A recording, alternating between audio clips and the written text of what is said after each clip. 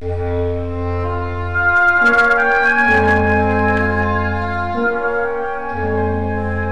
n'y a de richesse que d'hommes. C'est le titre de l'ouvrage que signe le président Adrien Roumbédy. Il s'agit d'un condensé d'expériences pour porter une vision du devenir de notre pays.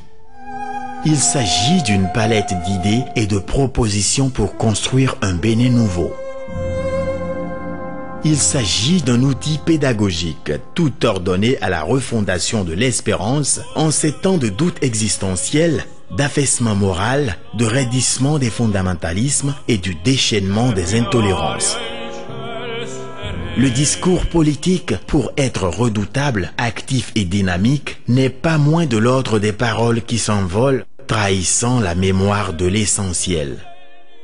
Les écrits, qui plus est sous la forme élaborée, ont un autre destin.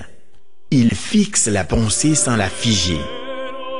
Ils laissent des traces durables, balisant de jalons et de bornes répérables en un long chemin de réflexion proposé à l'échange, au partage.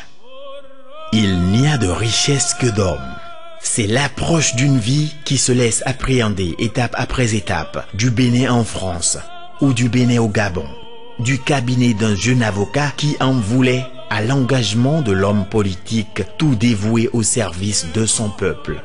Ce sont des idées qui ont mûri dans l'esprit d'un homme et qui portent toutes le sceau d'une détermination pour guider le Bénin sur les chemins de l'accomplissement de ses enfants. Il n'y a de richesse que d'hommes.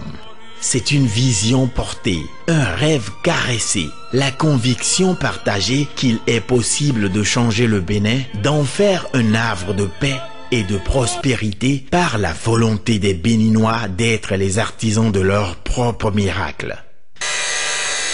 Signe des temps ou hasard de concordance, une voix célèbre le 31 juillet 2005, veille du 45e anniversaire de l'accession de ce pays à la souveraineté nationale. En effet, nous avons toujours considéré à juste titre que le facteur principal, l'acteur déterminant de notre avancée sur le chantier du développement de notre pays n'est autre que l'homme. Notre intime conviction, c'est que tout repose sur l'individu, sur l'homme, ce centre autonome de décision, ce produit exclusif et complet d'une maturation culturelle originale et complexe, peut-être de volonté et d'action. Est-il encore besoin d'en dire plus, au risque de rompre le cordage de l'harmonie? Certes non, car pour arranger une palabre, on n'apporte pas un couteau qui tranche, mais une aiguille qui coud. Il ne reste qu'à tresser la nouvelle corde au bout de l'ancienne. C'est à cette tâche de développement que nous invite le président Adrien Roumbédy, auteur de l'ouvrage « Il n'y a de richesse que d'hommes ».